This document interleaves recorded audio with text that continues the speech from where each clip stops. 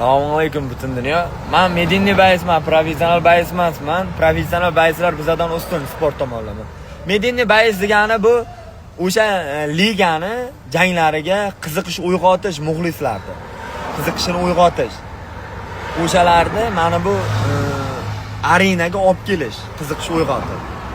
Shu boshqa narsa yo'q bu yoqda. Keyin yana bir tomonlama professional jangchi bu 2 mahal trenirovka qiladi, butun hayotini tikadi.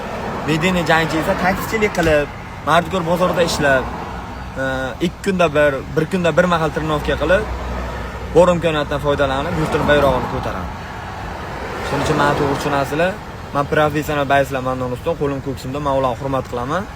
Lekin men bor imkoniyatdan foydalanib, faxrlanaman yurtning bayrog'ini ko'targanim uchun. Va bu davom etadi. Dalch yuramiz biz. Alhamdulillah. Boriga shukr.